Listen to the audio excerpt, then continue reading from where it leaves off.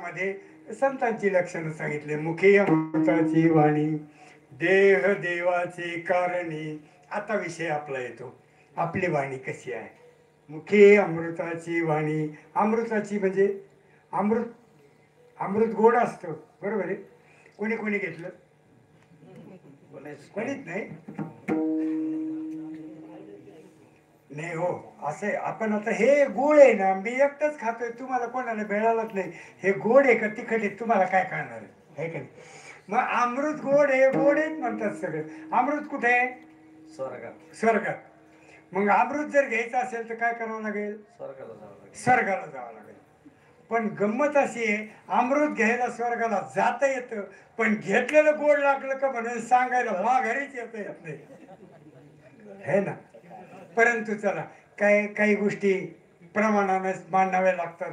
काय विष कसं आहे, त्या विषाने माणूस मरतो. घेतलं का नाही घेतलं, अनुभव बऱ्याच लोकांच्या सांगितलं नाही, प्रमाणानं मान्य करावं लागतं. अमृत हे गोड असतं आणि अमृतासारखीच यांची वाणी गोड असते. किती गोड असते तर त्यांच्याकडे क्रोध म्हणून नाही, पण सहजासहजी जरी बोलले तर वाईट असेल तर वाईट आणि चांगलं असेल तर चांगलं घडतं. आमच्या वामन भाऊच्या बाबतीतली ही गोष्ट आहे. लोक म्हणायचे शाप देतात, भाऊ कधीच कोणाला शाप दिला नाही. भाऊ सारखं प्रेमळ मन कोणाचं नव्हतं, पण लोकांना तसं वाटायचं. काय होतं माहितीये का, दिंडीचा रस्ता होता आणि पावसाळ्याचे दिवस असतात. एका मंदिरामध्ये सुंदर भजन चाललं होतं. भाऊंच्याच काळातली एक गोष्ट सांगतो. आणि ते भजन चाललं होतं, तर एका माणसाने एकदम सुंदर चाल म्हणली. सुंदर चाल म्हणल्यावर ते बाकीचे टाळकरी म्हणले, चला आपण भाऊचं दर्शन घेऊ, तुम्ही एवढी चाल चांगली म्हणले. नको नको म्हणले, ते म्हातारं काहीतरी पुन्हा अजून. भाऊला घ्यायचे ना माणसं जवळ जायला, नको म्हणले, नको नको. काय इतकं चाल चांगली म्हणलं, भाऊने ऐकली चाल, चल म्हणलं दर्शन घेऊ. गेल्यानंतर ते म्हणले, भाऊ ह्यांनी चाल इतकी सुंदर म्हणले. थोडा वेळ बसले, ते म्हणले, आता पंढरपूर पर्यंत बरोबर आहेस का? साध, तुझी स्तुती आम्ही कधी करू, तू जर आमचा वारकरी असतील तर ना. आता ते नाही ना, काय चाल म्हणले, उद्या म्हैशी येईल, एखाद्या वेळे म्हशीसाठी माघारी जावं लागत. म्हणले असं आहे का, जा, नाहीतरी म्हैस मरणारच आहे ना. काय, अरे तू इकडे नको येऊ तर तिकडे जा.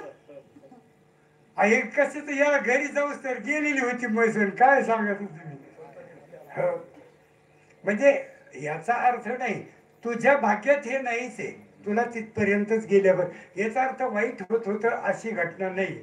परंतु ते म्हणायचे, अगोदरचा शब्द तुम्ही ऐकला नसेल, नाहीतरी हा शब्द मी वापरला. नाहीतरी म्हैस जाणारच आहे ना, मग तू इकडं आलेला चांगला आहे असं म्हणायचं होतं भाऊला. पण ते म्हणून मग जा माघारी, तर ते गेला तोपर्यंत गेली होती ना. नाहीतरी जाणारच आहे म्हणजे ती जाणारच आहे. तो इकडे आला तरी जाणार, तिकडे गेला तरी. हे सहज आलेले शब्द असतात. आणि बऱ्याचशा गोष्टी अशा येतात, जाऊ द्या काही हरकत नाही, तुमचं काम होऊन जाईल, होऊन जातं सहज. ते काही फार महापुरुष असोत नसोत, पण मोकळ्या मनानं दिलेला आशीर्वादही प्राप्त होऊन जातो. ते बाबांच्या बाबतीतलं सगळं, भगवान बाबांच्या बाबतीतले शब्द वेगळे होते, ते मायाळू होते. ते कोणाला म्हणजे वाईटही नाही चांगलं नाही. अरे तू चांगलं कर ना, चांगलं होऊन जाईल, संपला कार्यक्रम, काय भानगडीत नव्हते असं नाही.